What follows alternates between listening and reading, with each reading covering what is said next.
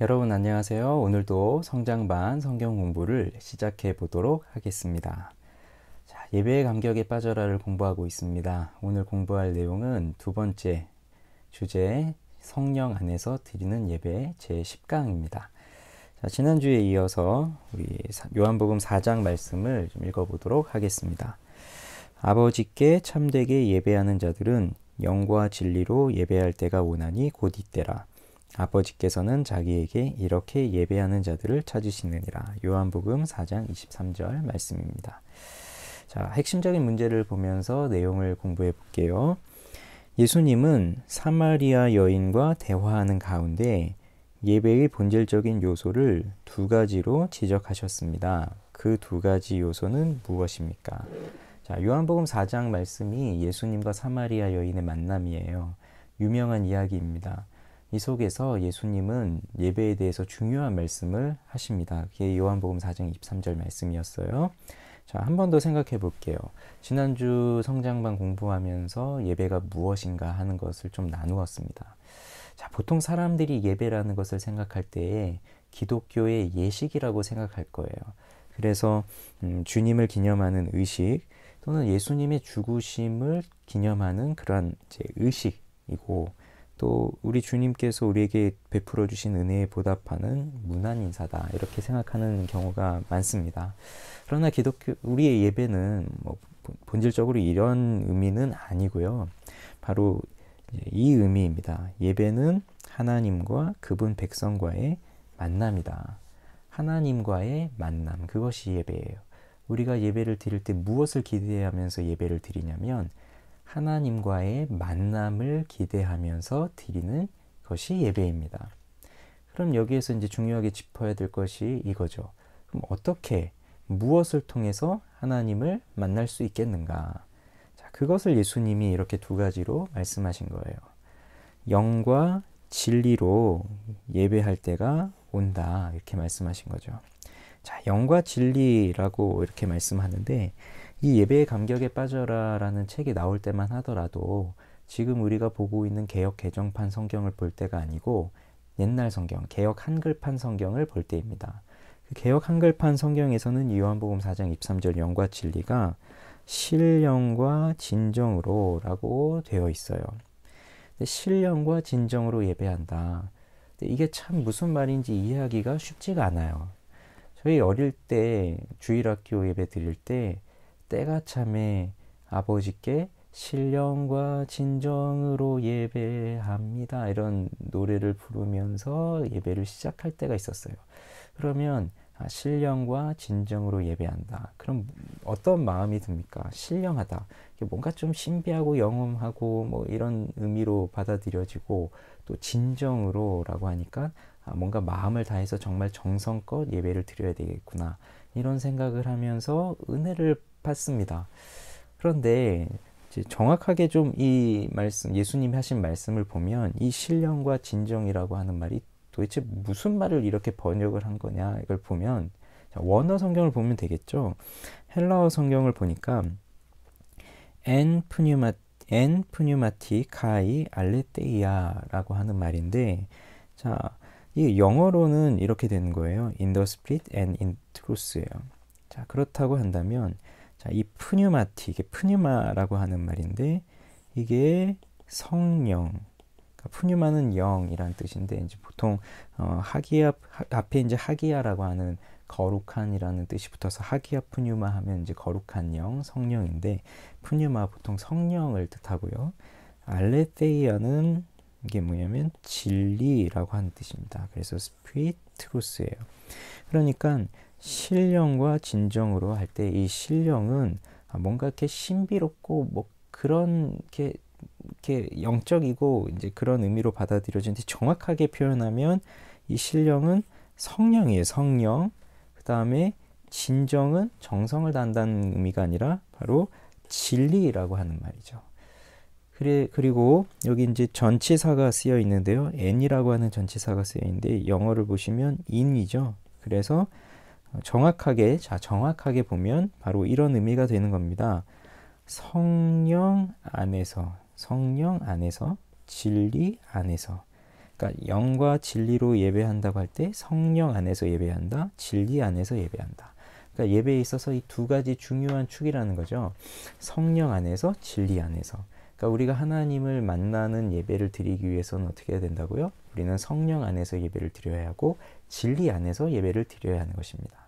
그래서 예배의 감격에 빠져라를 공부하면서 또 중요한 주제인 거예요. 오늘은 성령 안에서 드리는 예배가 되고 다음 주에 살펴볼 내용은 또 진리 안에서 드리는 예배를 이제 보는 것입니다. 자, 그다음 두 번째.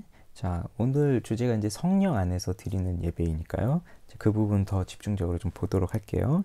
자, 성령 안에서 드리는 예배 중에 이제 첫 번째 질문은 예배에 있어서 성령이 하시는 사역이 무엇입니까?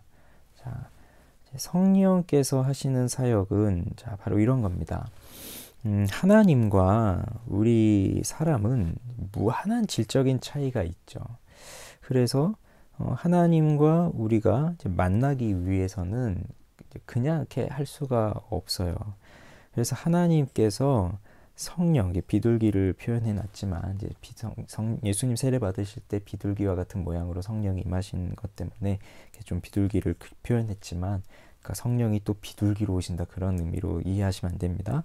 자, 어쨌든 하나님께서 이제 성령을 보내심으로 이렇게 무한한 질적인 차이가 있는 인간과 영적인 교통을 이룰 수 있는 이 다리를 놓아주시는 거예요. 그래서 우리가 하나님과의 만남은 곧 이 성령을 통해서 이루어지는 것이죠. 그러면 이 성령께서 하시는 가장 우선적인 사역이 무엇이냐?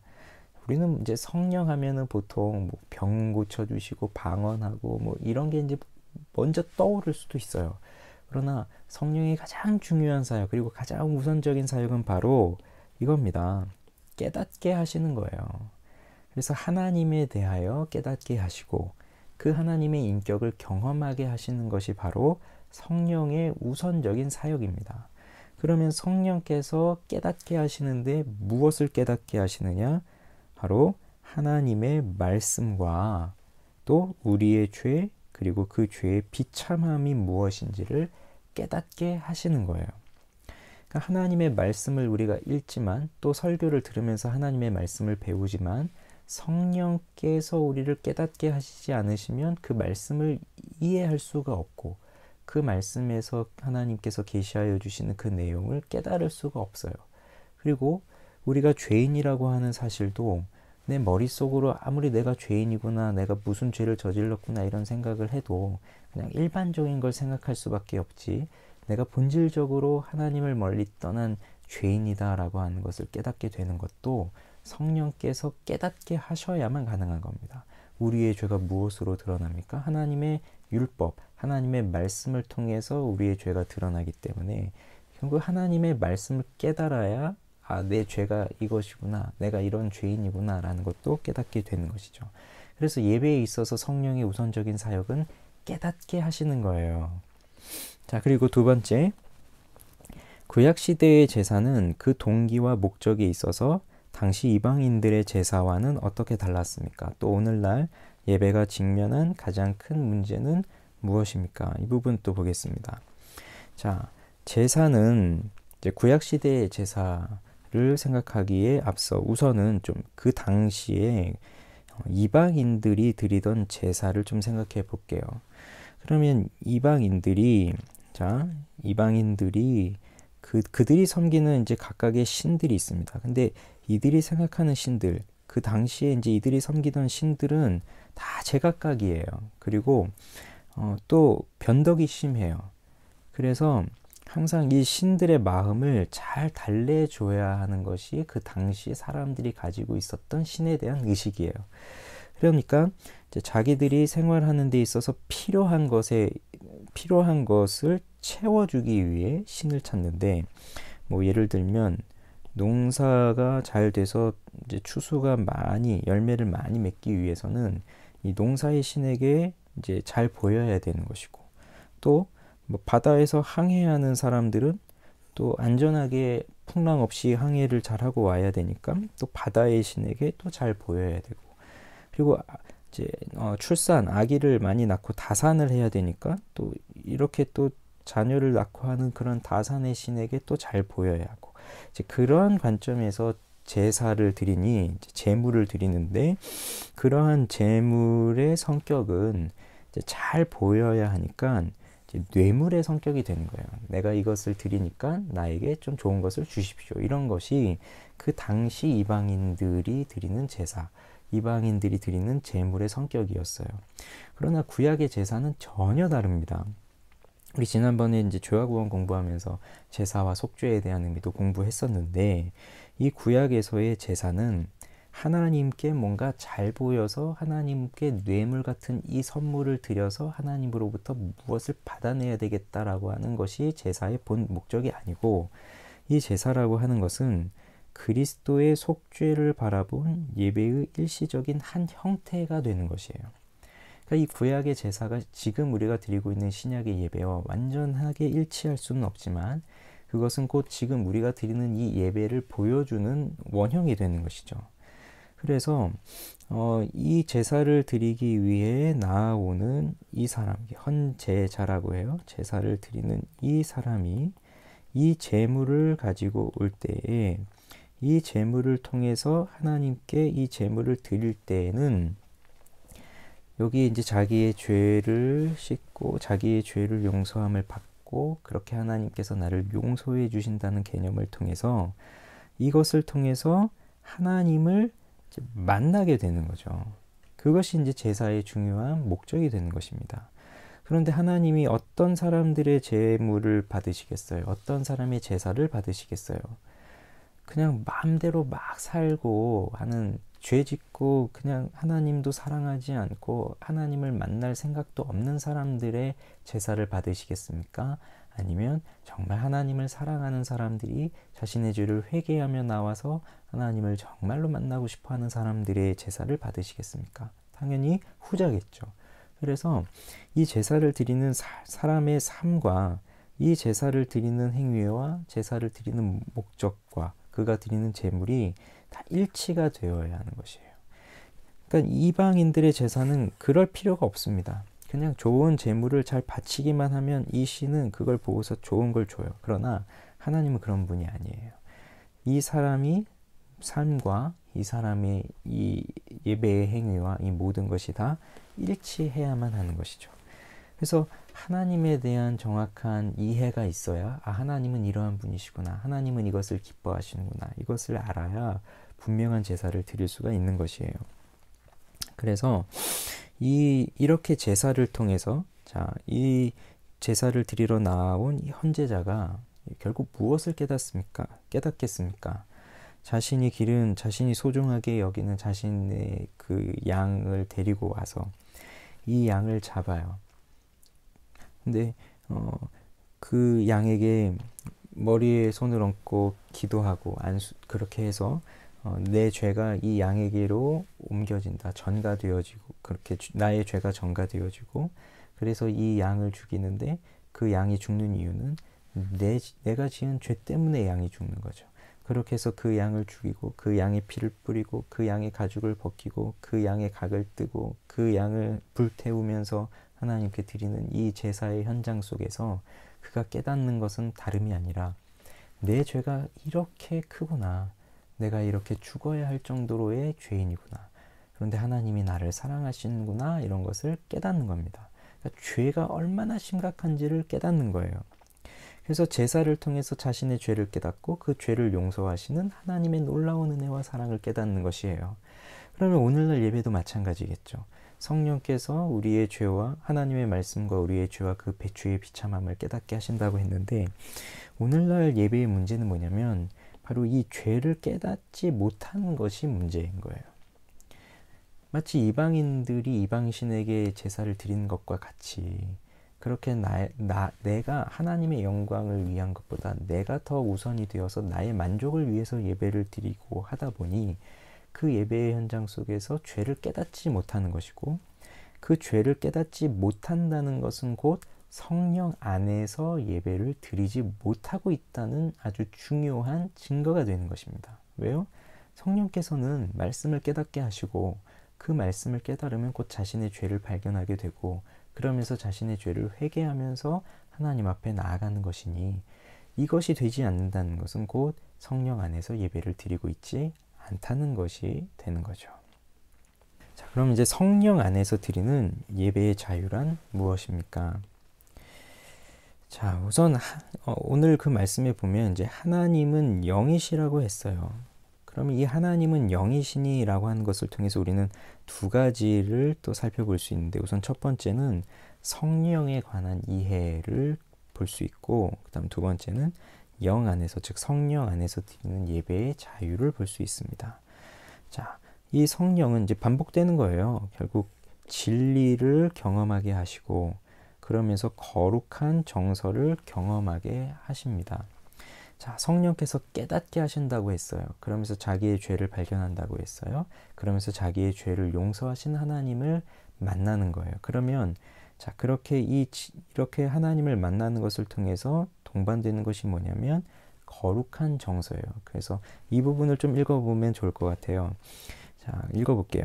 그러나 예배가 진정으로 하나님께 드려지고 교인들이 거기서 하나님과의 만남을 경험하게 될 때 그들은 반드시 하나님 앞에서 느끼는 거룩한 정서를 경험하게 됩니다. 만약 우리가 예수 그리스도께서 강조하신 특별한 방식으로 예배드린다면 우리는 예배를 통해 하나님을 깊이 경험하고 그 임재 앞에서 후회, 탄원, 열정, 두려움, 근심, 신비, 경외, 사랑, 아픔, 절망, 신뢰, 고난, 목마름 같은 정서를 반드시 경험하게 됩니다. 하나님께서 받으시는 방식으로 드리는 예배에서는 예배자의 이러한 정서적 갱신이 반드시 예배의 결과로 나타납니다. 그러니까 이러한 거룩한 정서가 성령 안에서 드리는 예배 속에서 나타난다는 것이죠. 그렇게 성령에 관한 이해가 있고요.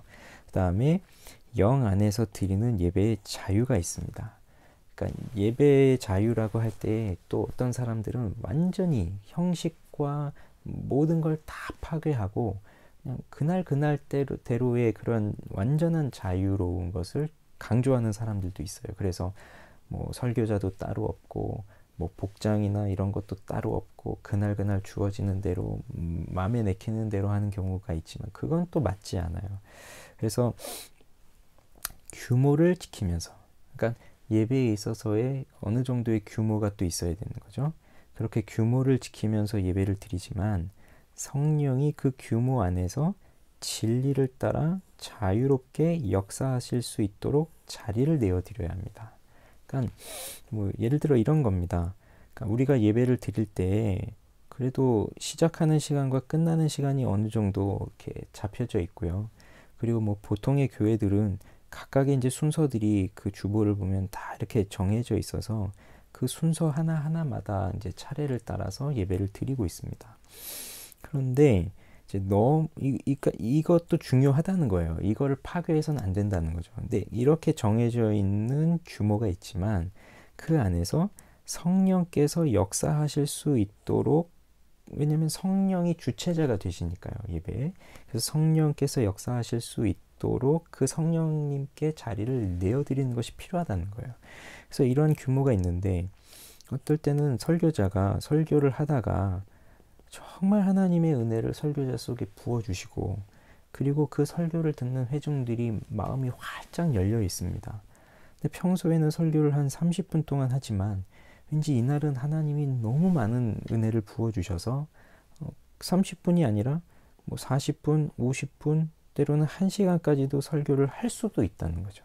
근데 이 규모에 너무 막혀 있으면 은혜가 부어짐에도 그걸 막아야 되니까 이제 그런 것이 아니라 이제 좀 자유롭게 그렇게 할 수 있어야 된다는 것이죠.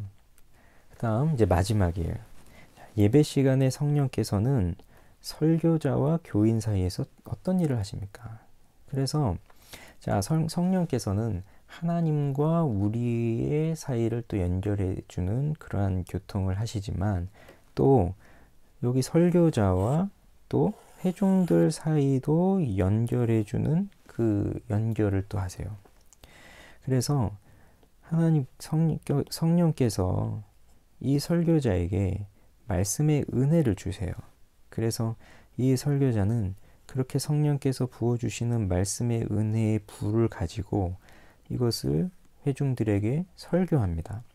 그러면 이 설교를 듣는 회중들은 그냥 뭐 말을 듣는 것이 아니라 하나님께서 이 설교자를 통해서 우리에게 주시는 말씀을 들으면서 그들의 마음속에 이 설교자와 동일한 하나님의 말씀을 깨닫게 되는 것이죠. 이것도 성령께서 역사하지 않으시면 아무것도 일어나지가 않는 거예요. 그래서 만약 설교자와 교인 사이에 성령이 역사하시지 않는다면 설교자는 느끼지도 못하는 내용을 설교해야 하고, 그러니까 설교자도 말씀을 모르는 거예요. 그냥 설교를 해야 되니까 하는 것이죠. 또 교인들은 무관심하게 예배가 끝날 시간을 기다려야 할 것입니다. 그러니까 설교자도 모르는 내용을 그냥 전하고 있으니 들어도 아무런 깨달음도 없고 정서적인 변화도 없고 의지의 변화도 없이 이 사람들이 기다리는 건 뭡니까? 빨리 끝나면 좋겠구나. 이렇게 되는 예배가 된다는 거예요. 그래서 이 예배 속에서 성령께서는 설교자와 우리 회중들 사이를 또 연결해주는 그 일도 하시는 겁니다. 자, 오늘은 우리가 성령 안에서 드리는 예배에 대해서 이제 공부를 했어요. 자, 그래서 이제 다시 좀 정리를 해보면요. 하나님을 만나는 것이 예배다. 그럼 무엇을 통해서 하나님을 만날 수 있느냐? 영과 진리로, 즉 성령 안에서, 진리 안에서. 그 중에 오늘은 성령 안에서 드리는 예배. 그럼 성령이 하시는 우선적인 사역은 깨닫게 하시는 것이다. 그리고 그렇게 깨닫게 하시는데 무엇을요? 죄를. 근데 오늘날 예배의 문제는 죄를 깨닫는 것이 없어졌다. 그러니까 예배를 통해서 결국 성령 안에서 온전히 예배를 드린다면 우리는 하나님의 말씀을 깨닫고 그러면서 나의 죄를 깨달으면서 회개하고 그렇게 나를 용서하시는 하나님을 예수 그리스도를 통해서 만나게 되는 것이 예배에 있어서 가장 중요한 문제라는 것이죠.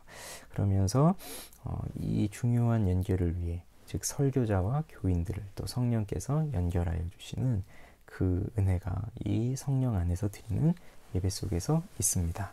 자, 우리가 이제 또 주일날 모일 때는요, 이 문제를 가지고 나누도록 하겠습니다. 혹시 예배를 견디는 식으로 예배에 참석하고 있지는 않은지 자신의 삶을 돌아보십시오.